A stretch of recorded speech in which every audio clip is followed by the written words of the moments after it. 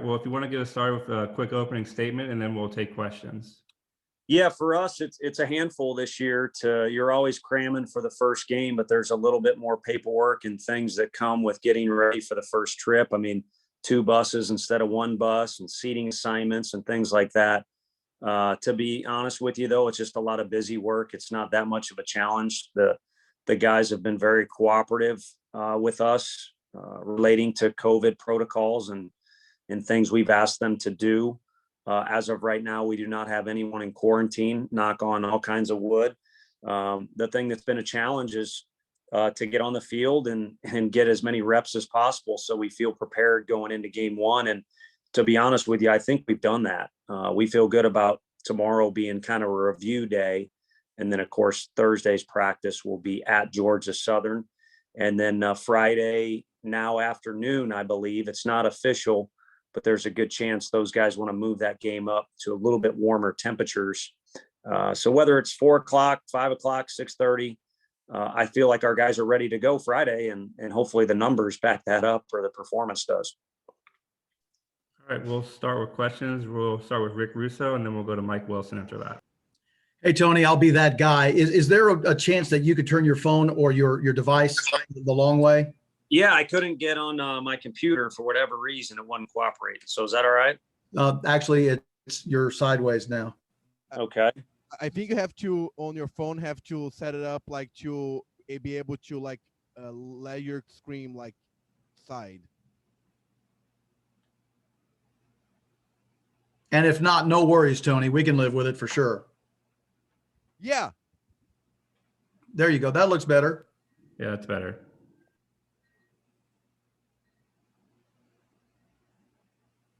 Perfect.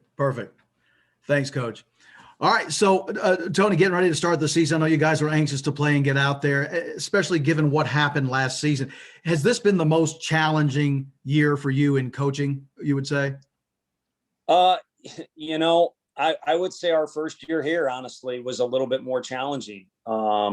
Just so many things going so fast, and getting acclimated. We hadn't hired a strength coach until October. So, fortunately, we went through that rough experience. Maybe that adversity prepared us for this, but I would say it's just more different. Everyone keeps bringing up the word normal when we go back to normal and all that good stuff. I just think it's been very unique. And the bottom line is, if you look at our sport and at least our program, we have not had any interference. We have not stopped practice one time. I know there's teams in our league that had to call timeout, basically. So now, while I hate seeing our kids get sick, because we have some guys have had COVID, and not just that, but struggle with it a little bit. So it is something to take serious. We've been pretty blessed. I mean, with the weather and being out there and getting as many repetitions as we have, I do think these freshmen are further behind than the normal freshman class. But it's just been more different, if that's the best way to say it. Yeah, Tony, how has Jackson Leith progressed from him being sidelined in the fall, and what do you kind of expect for his role early in the season? Yeah, I'll exit this media conversation and walk down to the bullpen and watch him face some more hitters, so that he's ready to go on Friday. And he looks sharp. I know he's never happy to not be out there, but you try and balance out, when a guy is prepared to actually face live hitters and when he's not. And really the tonsils thing, and then a quarantine episode, threw us for a loop a little bit, but he looks sharp. I think the good thing about him is he's in a better place mentally. He's more comfortable with the league and his surroundings and the competition and all that good stuff, our routines here. But physically, he's going to continue to get better as the year goes on, and we'll probably start stacking more and more innings in his favor as he gets out there a little more frequently. Do you have a feel for which direction you want to go this weekend with your rotation, and how does Blade Tidwell factor into wherever? Yeah, close to, and I think it's safe to say Blade's going to start a game. We just haven't decided on which particular day. And, we're not really trying to play poker or anything like that. I told Georgia Southern's coaching staff we'd get to them by the end of the day. We just wanted to see how a few guys felt after this weekend, because last weekend we did have some competitive scrimmages and try to stretch out, innings pitched a little bit. So we have somewhat of an idea, but I'll kind of leave it up to our final conversations with the pitchers. And then, Frank and I will get together and figure out what that is. But I think Blade's a front runner to start one of the 3 days. All right, we'll go to Jordan Kramer next, followed by Ben McKee. Tony, you said the freshmen are behind. Kind of in what ways do you see them maybe behind in development as opposed to freshmen at this point in past seasons?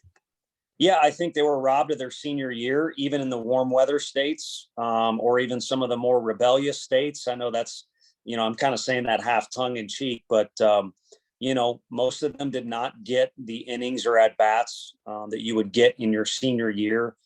Summer was kind of a hodgepodge mix for those guys.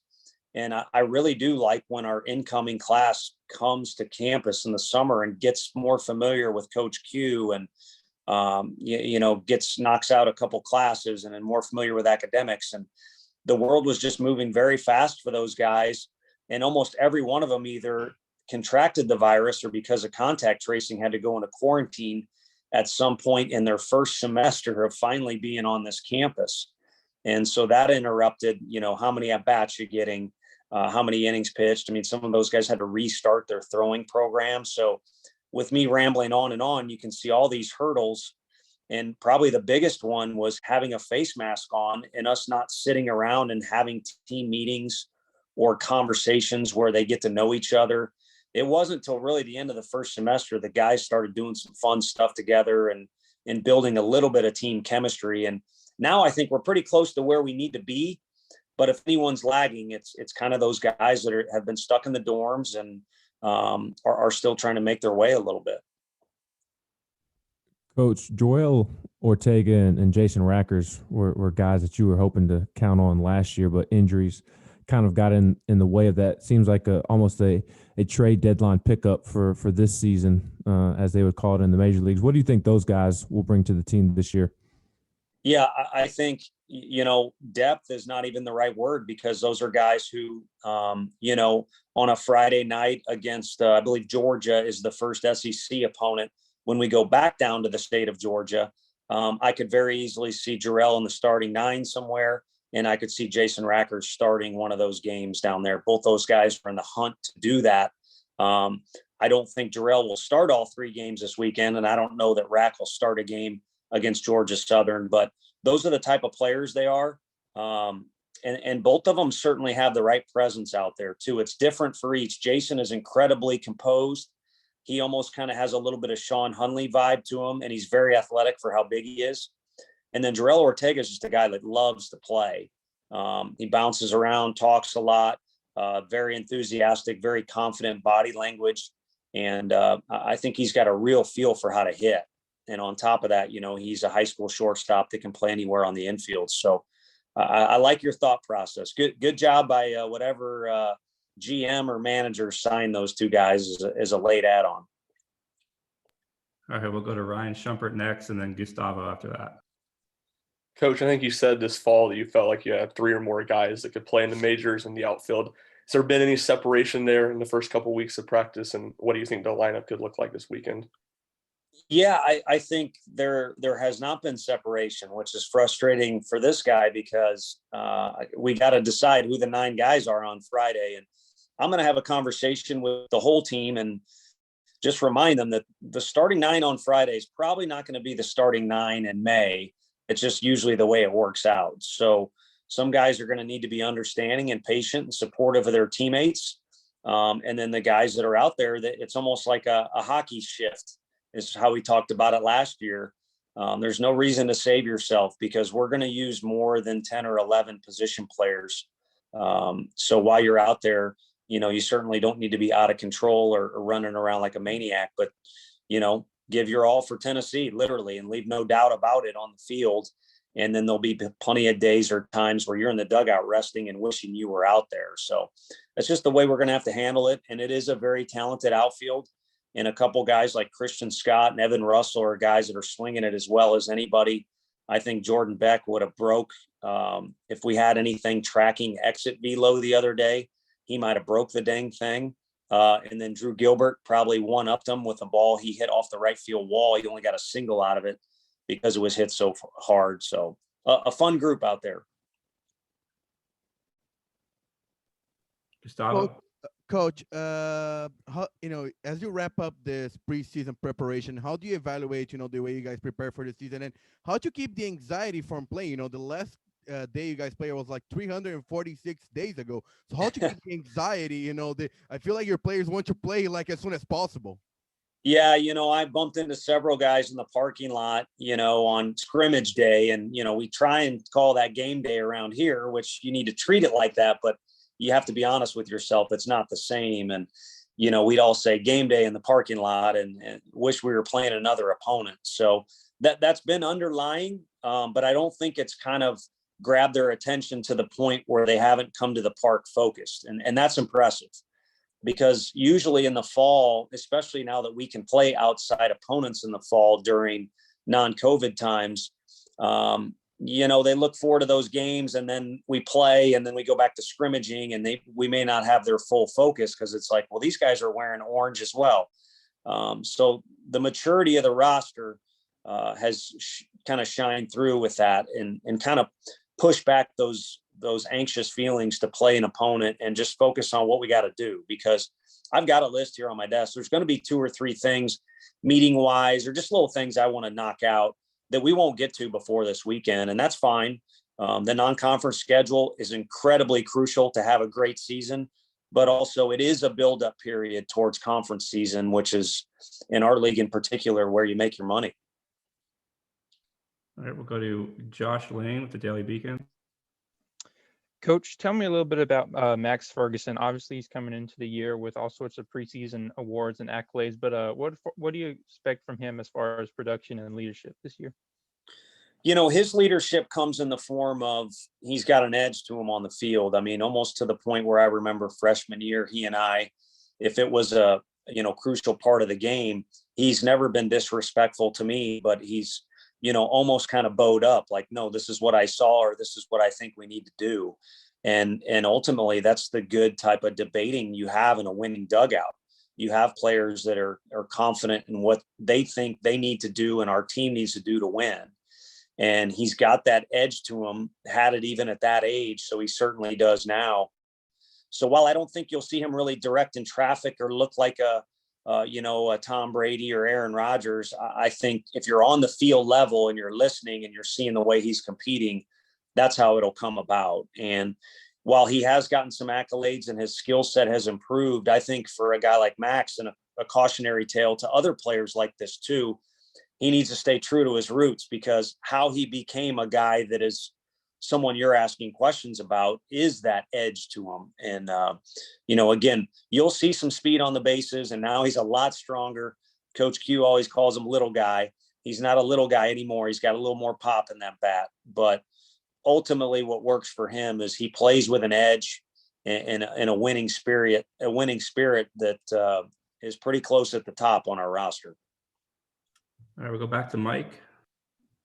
Yeah, Tony, how do you feel about the left side of the infield with Liam and Jake? And is the top of the order at this point with guys like Jake, Liam, and Max, is that more of what you've always wanted to be able to stack at the top of the lineup? Yeah, I mean, that's kind of nice. Those are 3 positions where Frank and I in particular, and I'm sure Josh would be on board with this, even though he coaches third base, we want defense. So to have the luxury of guys playing those crucial, hands team type positions on defense, capable of hitting anywhere in the order, it's a luxury. And on top of it, there's guys stacked behind each one of those spots, whether it be Jarrell, Trey Lipscomb, or Logan Steenstra. They're fully capable as well, doing it with the glove and the bat. So there'll be some interchangeable parts there. Those are the 3 main guys for now. They'll probably be the starters on Friday. We haven't settled on a lineup, but the nice thing about Fergie and Liam is they can really run. And then Rucker, if you put him anywhere in the lineup, the one thing is he's not going to overthink it, and he's not going to get nervous. He's going to go out there and compete regardless. So again, that is a luxury as well. If we want to stuff him at the bottom or put him higher than he's used to, or stick him right in the middle like he was last year, I don't think it really changes his mindset. And that sounds like a simple thing, but I would kill to coach kids like that every year. All right, we got time for a few more of Coach, so we'll go to Rick and then back to Ben.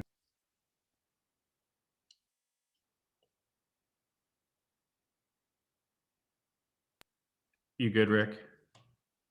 Okay, Ben, go ahead. Coach, at catcher, I know you've got plenty of options, but it definitely seems like Pav has separated himself from the rest. Where have you seen him grow the most from his freshman season to now? And also, what are you looking at that backup catcher position?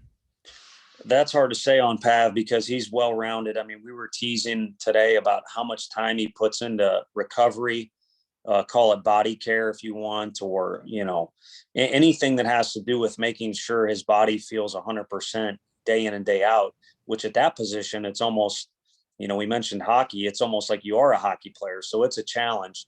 But he has attacked every area, whether it's sleep, nutrition. I mean, he's always barking at me about how good a sleep he got, or if it wasn't good, his recovery score and all that stuff. He no longer is a guy with a big arm that's a solid defender. He has a big arm, knows how to use it, has become a much improved defender with Josh's help behind the plate. And now he's a real threat at the plate. You always got competitive at-bats out of Pav. But now he's got a lot of capability of doing some damage as well. So it's hard to say one area with that guy, and it's a compliment to his work ethic. And then as far as what's behind him, you're not losing any energy or interest in being a good baseball player with those three guys. I can't say that about every other position like that, but those are three grinders behind Pav that all need to play for us. And if Pete's going to catch, which he's capable of playing, being at other positions, he's got a left-handed bat. He can pinch hit. He can certainly compete for the, number 2 spot. But Jackson Greer is our number 2 as of now. He's got a ton of experience. I think he's really good in games because he knows how to handle pressure as well with his experience. Always going to get energy out of him. And then Charlie Taylor's a freshman that is going to be the lone returner at that position. So he needs innings just for the future of the program, but he's also earned innings because his teammates love him. And he really does everything the right way at the park every day. All right, we'll finish up with Jordan and then Ryan. Tony, I know you said you tried to treat scrimmages like they were game day, but has there been just a different buzz in the clubhouse this week leading into the season, particularly after everything you guys have dealt with in the last year? Yeah, unfortunately for me, I got to meet with the guys who are not traveling or get with guys and make sure they have a clear mindset on what their role is. And sometimes you feel like you're knocking down guys' spirits. And as a player who was consistently the underdog or left out of things like that, it's not as fun. Having said that, what's going on down on the floor underneath me is a lot more banter in the locker room, getting the final pieces of gear. And of course, they love that stuff. Warming up, whatever this bus game is they play, just little things like that they can sense it. And like I said, the one thing I've appreciated is it hasn't gotten to the point where it's giddy, and it hasn't gotten to the point where it's a distraction for what we're trying to do on the field. We haven't had any days like that. We've had a couple things where behaviors needed to be corrected, but I'm surprised now that you're asking the question that has not been an issue. But there's a different buzz. I think they're smelling it a little bit. With no pitchers back that have started SEC games, do you think we could see more kind of changes throughout the season in the weekend rotation, more than we have, I guess, in the past, less set in stone?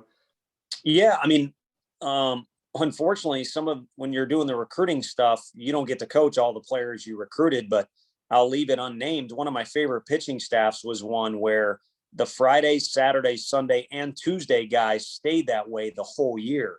And it was just the perfect combination of guys and experience. And that was a team that went to Omaha, and they had 4 quality starters. I think we've got 7 or 8 quality starting candidates, even in this league. I'm talking about on the weekend, not just that 4th spot or something like that. So, it's interesting. You'd ideally like it to be like that, but I also kind of like the fact it's going to be very competitive, and there may be some mixing and matching, or a guy, best another guy one week, and there's some changing going on. And while the big league approach of having those 4 set guys, would be fun, organized, you guys would know what we're getting. this is college baseball, and every win is incredibly valuable, especially when you talk COVID times. You never know when someone's going to cancel a series or not show up or, anything like that. So this is more of a sprint, if you will. And so we'll use whatever combinations we have to gobble up as many wins as possible. All right. Thanks, Coach. Appreciate your time. We'll have players next. Thank you all.